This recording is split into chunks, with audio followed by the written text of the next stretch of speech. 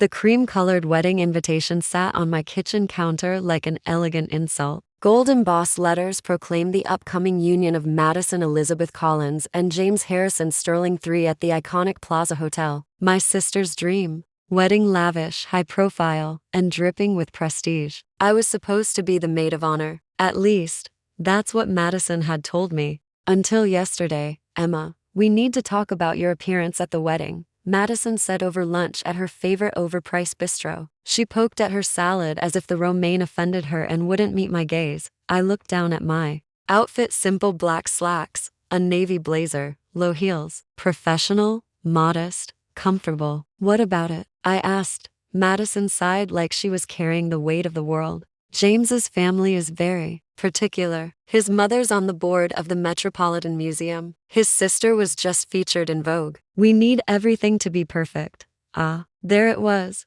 She always had a flair for appearances. Designer labels, curated Instagram feeds, flashy events. I preferred building something real even if nobody knew about it. Especially my family. The bridesmaid dresses are very bold, she continued. Everyone will be wearing Louboutins. Your usual style just won't blend in.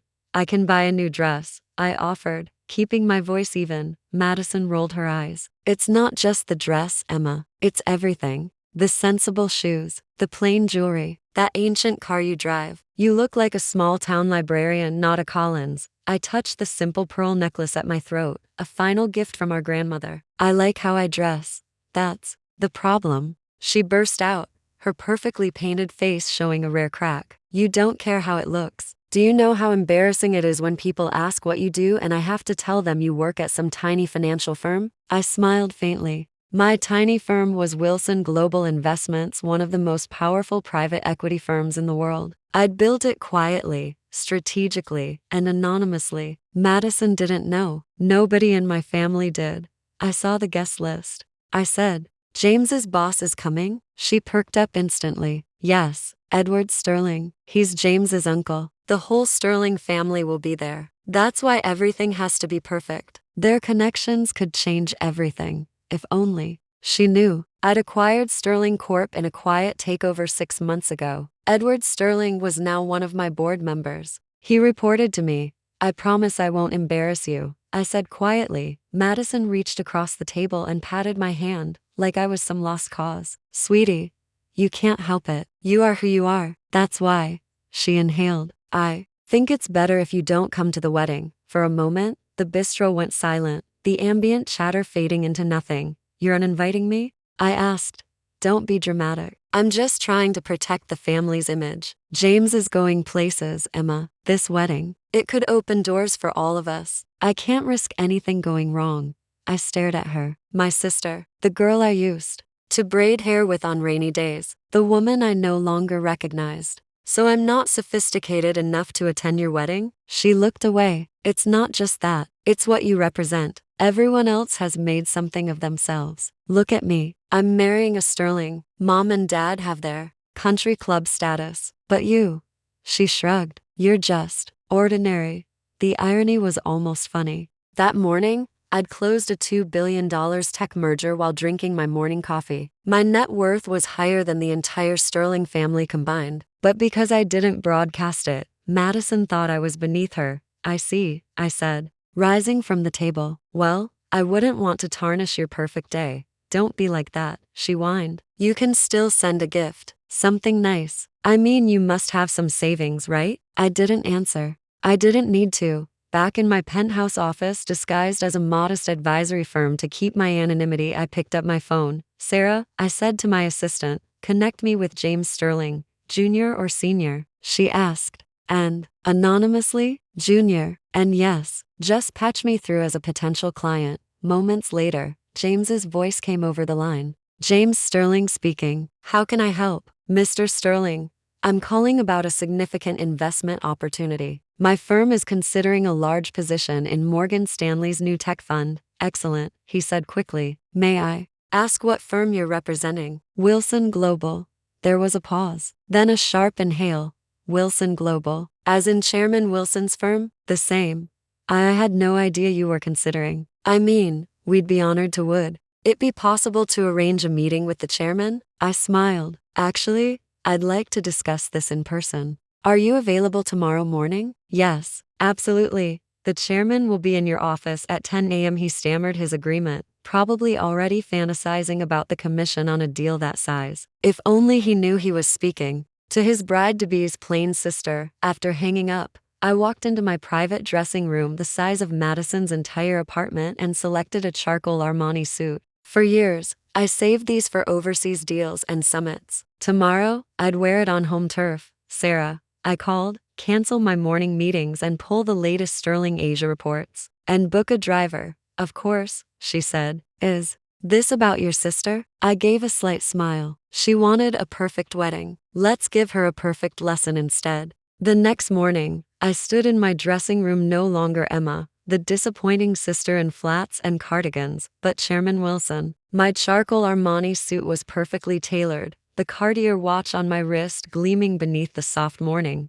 light. Grandmother's pearls remained at my throat, a quiet tribute to where I came from, even as I stepped into who I truly was. The car is ready, Miss Wilson, Sarah called from the doorway. And Mr. Sterling has already called twice. He's extremely eager.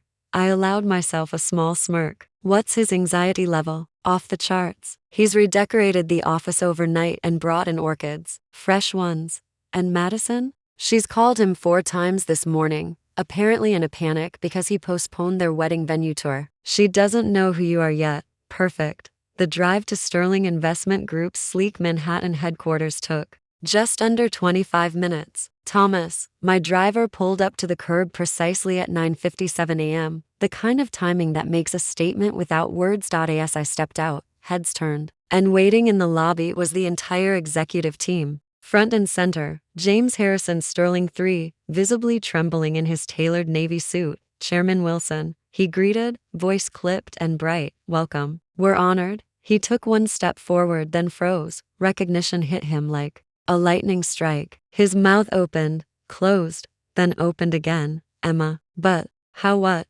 Good morning, Mr. Sterling, I said smoothly, eyes steady. Shall we begin our meeting? Behind him, I caught a glimpse of his uncle Edward Sterling, smirking into his coffee. He was the only one in the family who knew the truth. When I'd acquired Sterling Corp 6 months ago, he'd kept my identity private, respecting my desire to remain low-key. That favor had earned him a place on my board. James stood aside silently as I walked past, heels clicking sharply on marble floors. The moment we entered the glass-walled conference room, the energy shifted. James tried his best to maintain composure, flipping through presentation slides on a touch screen. These are our latest projections, he said, his voice higher than usual. As you can see, we believe Sterling's Asia division will yield significant. These projections are optimistic, I interrupted. Why, yes, well, our research team misses the volatility indicators entirely, I said flatly. Your models don't account for shifting geopolitical risks. I trust you're familiar with the central bank policy revisions in Singapore? James blinked rapidly. Yes, but we believe the impact will be marginal. I tilted my head. That's not the consensus from your competitors. But let's move on. He visibly sagged in his seat, sweat starting to bead near his temples. I leaned back, enjoying the calm authority that came naturally after years in boardrooms. Actually, I continued, let's discuss the real reason I came today. James froze. The wedding, I said simply, his mouth opened in disbelief.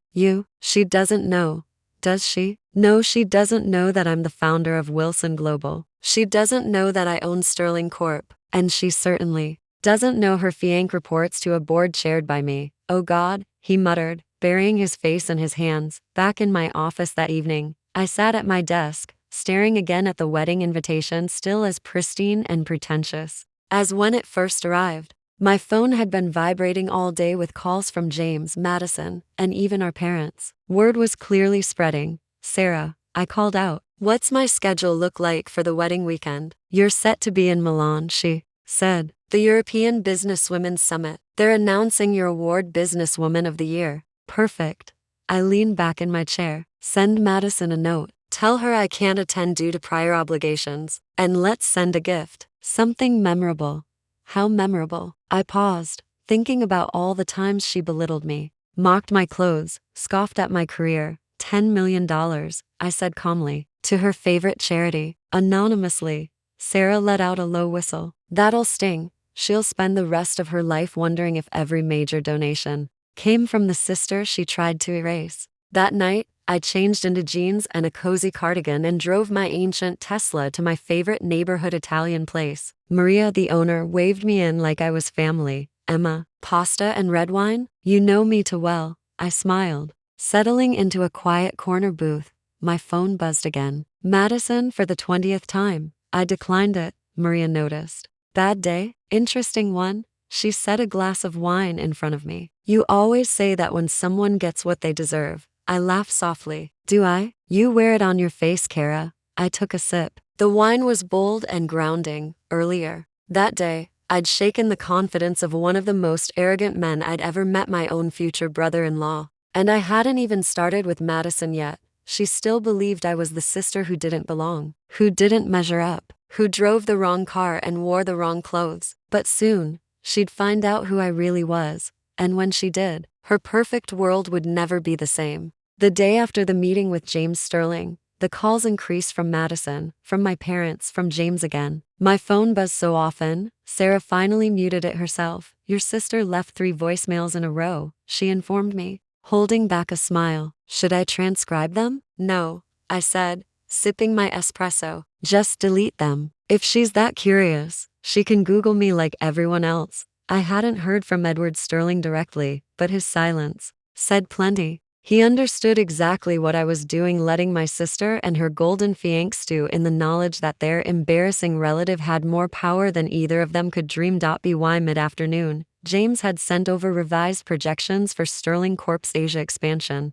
They were marginally better, but still riddled with the same arrogance that marked his entire career. I circled the numbers in red ink and sent them back. Sarah peeked in. James is in full-blown panic. Apparently, he postponed to other investor meetings this morning and tried to call your personal cell twice. He'll survive, I said. Barely. At 3:17 p.m., as if the universe was perfectly timed for drama, my office door flew open. Madison in a white cashmere coat and Louboutins. Her expression straddled disbelief and outrage. She stormed past Sarah, ignoring all boundaries and professional etiquette, and halted in front of my desk like she was still 10 years old and tattling. Emma, what is going on? I closed my laptop, folded my hands, and looked at her without blinking. I'm working.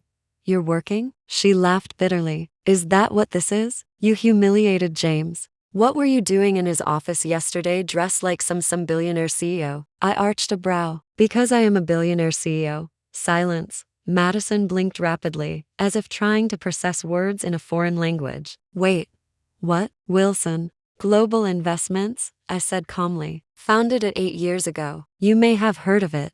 That tiny firm? She sputtered. Tiny to you, maybe. Current valuation, $43 billion. And yes, we acquired Sterling Corp 6 months ago. So, technically, your fiancé reports to me. She sat down hard on the nearest leather chair, the pristine white coat wrinkling beneath her. That's not possible. You wear flats and carry a canvas tote. You drive a car from 5 years ago, and you judged me for it. I stood, slowly walking around the desk. You uninvited me from your wedding because of how I dress, because I don't flaunt wealth, because I embarrassed you. I didn't know. No, you never asked. I interrupted. You never cared to. I showed up to family events as myself. That wasn't good enough for you. She looked like a doll cracking at the seams. All this time, you've been that Emma Wilson? The one Forbes called the most discreet power player in private equity? The one CNBC said reshaped global investing without ever granting an interview? Yes. She buried her face in her hands. For a moment, I felt something, pity, maybe. But it was fleeting. I came to tell you, she said quietly, that you're officially invited to the wedding. Again, I tilted my head. Now that you think I'm worth showing off? No. She looked up quickly. Because I was wrong. About you. About everything. I didn't respond. I just wanted it to be perfect, she whispered. This wedding. This life. I thought if everything looked beautiful, then it would be beautiful. Appearances, I said softly, don't build happiness. They don't build empires. They crumble the second you meet someone who isn't playing by those rules. She stood, eyes watery. So are you coming to the wedding or not? I can't. I turned back to my laptop. I'll be in Milan accepting an award, Businesswoman of the Year, but I made a donation in your honor. To what? Your favorite charity, I said, handing her an envelope. $10 million. Anonymous, of course. She stared at the envelope, stunned. Why would you do that? Because I don't need revenge, Madison. I have something better. What? Peace, purpose, power. I walked to the window, watching the city buzz beneath us. You chased appearances. I built something real. And now that real thing quietly controls your new life, your husband's company, your family's financial future, even the venue. The plaza? She asked, breathless. I smiled. They think I bought it yesterday. I didn't, but sometimes perception is enough. You taught me that.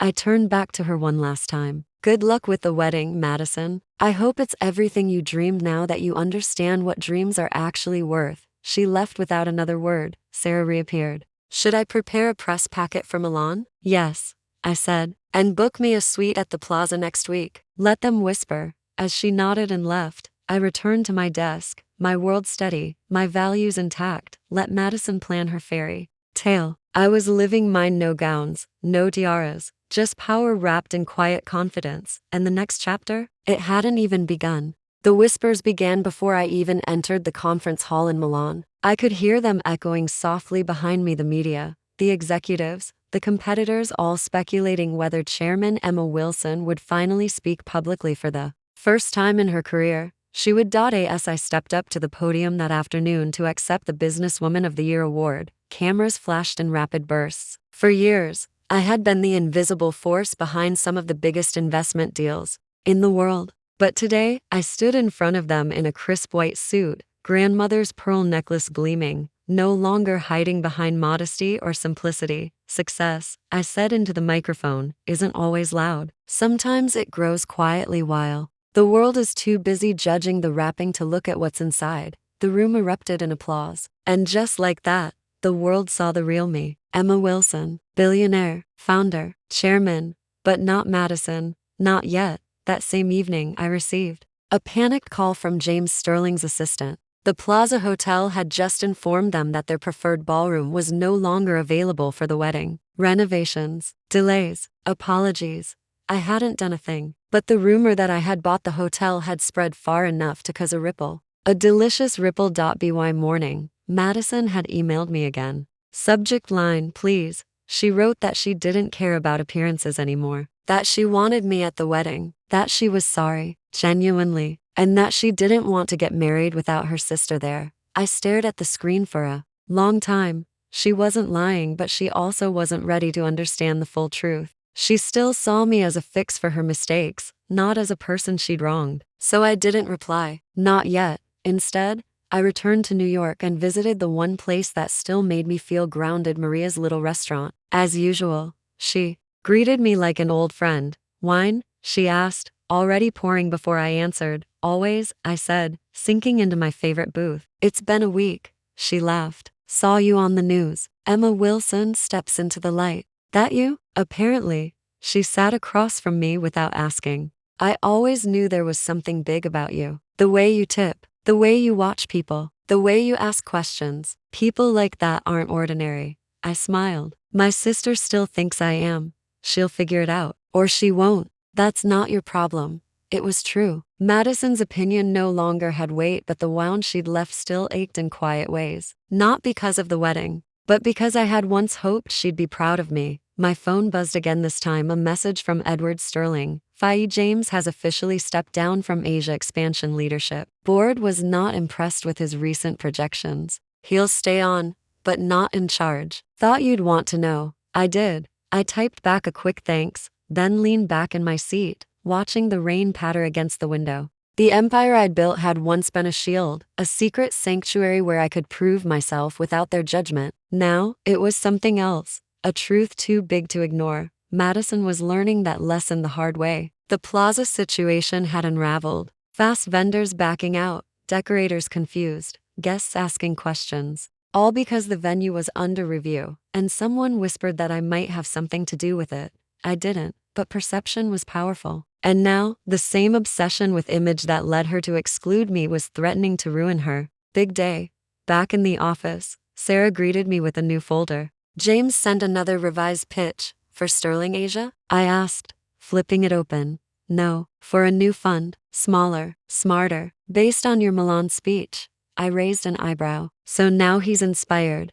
Now he's scared. Fair enough. Inside the folder was a handwritten note, something I didn't expect. Emma, I'm sorry, truly, not just for how I treated you, but for not recognizing your brilliance sooner. I hope it's not too late to earn your trust back. James, it wasn't a bad start, but as I placed the note on my desk, I realized something important. This story wasn't about James, or Madison, or the Sterling family. It was about me. For years, I let their opinions shape how visible I allowed myself to be. I built quietly, protected myself from their judgment. But maybe the lesson wasn't just about revenge. Maybe it was about visibility, about owning what I'd created, about not dimming my light to make others more comfortable. I stood, looking out the window toward the skyline I now helped shape. Madison's wedding would happen, somehow, somewhere, but I wouldn't be there, not as a prop or a status symbol. If she wanted a sister, she'd have to meet me in the light. As my full self, and for the first time in a long time, I felt ready for that. The morning of Madison's wedding dawned bright and unseasonably warm. Sunlight poured into my penthouse office as I reviewed quarterly projections, sipping espresso in my usual understated outfit: slacks, flats, a cashmere sweater. No designer gown, no drama. I wasn't going to the Plaza Hotel, or wherever the ceremony had been frantically relocated after the venue renovation. I'd chosen peace over spectacle, silence over confrontation, but the world had other plans. At exactly 9:42 a.m. the Wall Street Journal broke the story. Chairman Emma Wilson revealed as founder of Wilson Global Investments, the billionaire in the shadows. By 10:03, my inbox had 237 unread emails. By noon, it had doubled. The media scrambled to piece together my rise, hunting for old photos, company filings, former classmates. Investors praised my strategic brilliance. Competitors offered congratulations or veiled concern, and somewhere between those headlines, Madison's world began to crumble. I didn't need to be there to feel it. I could sense it unraveling from across the city. She must have found out before walking down the aisle. Perhaps one of the guests had pulled her aside, phone in hand, showing her my face in the news, reading the words Emma Wilson, youngest self-made female billionaire in finance. I imagined her stunned silence, the gasp, the scramble, the realization. Her plain sister was one of the most powerful women in the world, and she'd uninvited her. Sarah knocked gently. You have a visitor. I blinked. Here?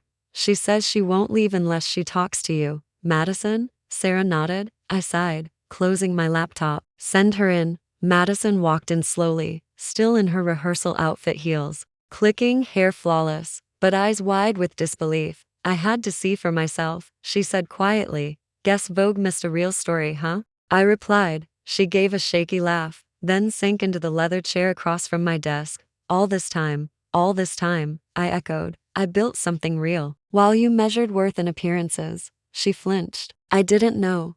You didn't want to. A long silence settled between us. You're not ordinary, she whispered, staring at the view behind me. No, I said, but I never needed to prove that to you. Madison stood, brushing imaginary wrinkles from her dress. I came to ask if you'd still come to the wedding. I won't, but everyone's asking about you. The reporters, James's family, mom and dad. They're embarrassed they never knew. I'm not a trophy to display, Madison. I'm your sister. Tears filled her eyes. I messed up. I walked around my desk and handed her a small envelope. She opened it slowly, expecting maybe a check or a gift certificate. Instead, it was a simple card with 5 words. I forgive you. Be better. She looked up, speechless. I'm not coming to the wedding, I said gently, but I hope your marriage is built on truth, because the facade cracks eventually. Madison nodded, tucking the card into her clutch like it weighed 100 pounds. As she walked out, Sarah reappeared with a knowing smile. You're kinder than most. I'm just tired of hiding, I said. Later that evening, I walked to Maria's restaurant. No driver, no press, just me and the quiet joy of anonymity. Maria greeted me with a glass of wine and a smile. No wedding? No performance. As we clinked glasses, my phone buzzed. A photo from Sarah, Madison, and James at the altar, smiling. A caption below. She looked for you the whole ceremony. I turned off my phone and looked out at the quiet city. Sometimes revenge doesn't come from grand reveals or dramatic speeches. Sometimes it's choosing peace when you've already won. Sometimes the best story is the one only you know. And for once, I didn't need to write a word.